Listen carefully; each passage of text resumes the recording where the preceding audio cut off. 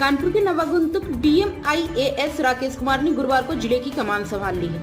नवनियुक्त जिला अधिकारी 1994 PCS होने के बाद उत्तर प्रदेश सरकार की सेवा में आए थे। कानपुर के कोषागार कार्यालय में चार्ज ग्रहण करने के बाद डीएम राकेश कुमार मीडिया से रूबरू भी हुए। इस दौरान उन्होंने बताया कि शासन की जो पहली प्राथमिकता है जन समस्याओं का गुणवत्तापूर्ण निस्तारण कराना है और साथ ही जो शहर के विकास कार्य हैं उनमें अगर कोई अवरोध है उनको दूर करके तेजी के साथ काम को आगे बढ़ाया जाए। साथ ही केंद्र और राज्य सरकार के जो भी प्रोजेक्ट है उनको जन जन तक पहुंचाना और अगर प्रोजेक्ट्स में कोई समस्याएं आ रही हैं तो समस्या को समय पर निस्तारण कराना है। नवागंतुक डीएम ने लोकसभा 2024 के लिए कहा कि जो मतदान प्रतिशत है उसको कैसे बढ़ाया जाए ताकि कानपुर में 100% मतदान हो सके। इस पर भी विशेष काम किया जाएगा और वोटरों को वोट डालने के लिए सभी संगठनों के साथ मिलकर समय समय पर कैंप आयोजित करेंगे। चुनाव के पहले प्री इलेक्शन PTM करेंगे, पेरेंट्स टीचर मीटिंग, जिसमें स्कूल के बच्चे अपने अभिभावक को लेकर आएंगे और उनको मतदान करने की शपथ दिलाई जाएगी। उसके बाद पोस्ट इलेक्शन PTM कराएंगे, जिसमें बच्चा खुद बताएगा कि उसके अभिभावक ने वोट दिया है कि नहीं। इसके साथ ही मीडिया के माध्यम से यह भी आम जनमानस को मतदान करने के लिए जागरूक करते रहेंगे। मतदान के लिए प्रेरित करने के कोई स्लोगन्स वगैरह या इस तरह की चीज़ें होंगी।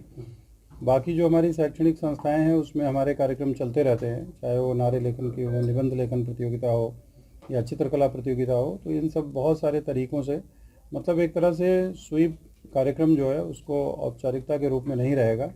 उसमें कोशिश करेंगे कि एक जो है अच्छे ढंग से डिसेंट्रलाइज वे में उसको चलाया जाए। और ख़ास तौर से एक चीज़ और करेंगे, जो पिछले हमारे विधानसभा और लोकसभा इलेक्शंस थे उसमें जो हमारे सबसे लोएस्ट पोलिंग वाली जो एरियाज़ थी उसको अब नई वोटर लिस्ट आ गई है, तो पहले जिला स्तरीय अधिकारियों को लगा के एक बार उसको दिखवाएंगे कि वोटर लिस्ट में हमारे कोई खामी है या लोगों में उदासीनता रहती है।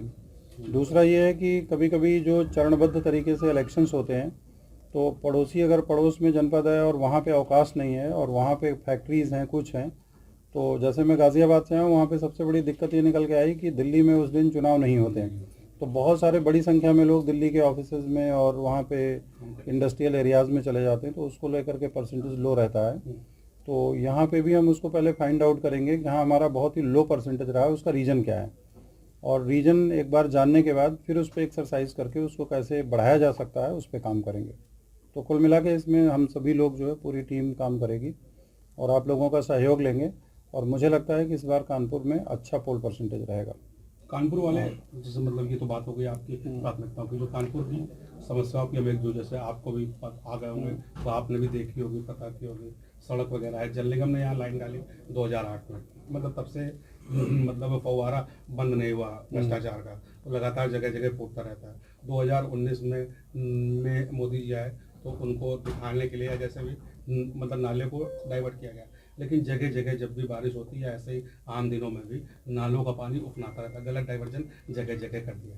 क्योंकि आप डीएम हैं, जल निगम अब आप ही लीड करेंगे तो कम से कम इसके लिए कुछ मतलब इससे। मैंने आपसे पहले ही कहा कि जहाँ पे भी इस तरह का दिक्कत है, जहाँ कहीं भी इंफ्रास्ट्रक्चर समय के साथ खराब भी होता रहता है।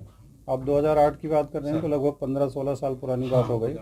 तो जहाँ पे भी इंफ्रास्ट्रक्चर ख़राब होता है, नेचुरली अगर ख़राब है तो उसको रिप्लेसमेंट का या उसका कोई ना कोई तकनीकी तरीका जो है वो विभाग ढूंढेगा। तो नागरिक समस्या अगर है तो उसका निदान कराया जाएगा उस माध्यम से।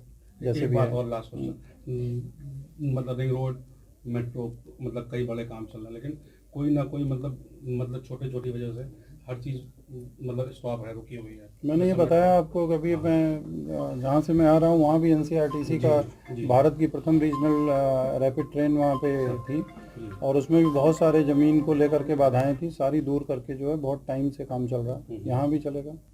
प्रॉब्लम ये कानपुर शहर की ट्रैफिक को लेकर, ट्रैफिक और पार्किंग की व्यवस्था पूरे शहर में नहीं है, लेकिन चलान ट्रैफिक पुलिस करती है और व्हीकल्स का। लोग गाड़ी खड़ी कहाँ करें, मतलब कहीं पर नहीं, ऐसा नहीं। स्मार्ट सिटी के अंतर्गत कुछ जगहों पे जरूर पार्किंग्स वगैरह होंगी, ऐसा नहीं है। लेकिन देखिए क्या होता है कि जो भी सड़क सुरक्षा से संबंधित कार्यक्रम चलाए जाते हैं तो उसमें पहला पार्ट उसका जो है इंजीनियरिंग का है, दूसरा जो है एजुकेशन का है और तीसरा फिर इन्फोर्समेंट का है।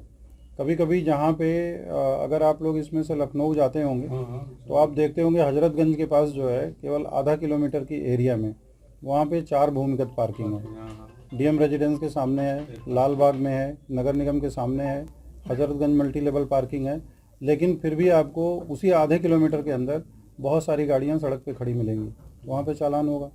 इंफ्रास्ट्रक्चर होने के बावजूद एजुकेशन की कमी है, हम जो है ठीक से अपनी व्हीकल पार्क नहीं करते हैं, है ना, बहुत सारी चीज़। हाँ, तो हम लोग देखेंगे इसमें जो भी है, तो जो इंजीनियरिंग का पार्ट है, एजुकेशन का पार्ट है, वो एडमिनिस्ट्रेशन से जुड़ा हुआ है और इन्फोर्समेंट का पार्ट पुलिस से रिलेटेड है ना। बैच आपका लेकिन इसको 2010 एक प्राइम संदेश न्यूज से संवाददाता मयंक सैनी की रिपोर्ट।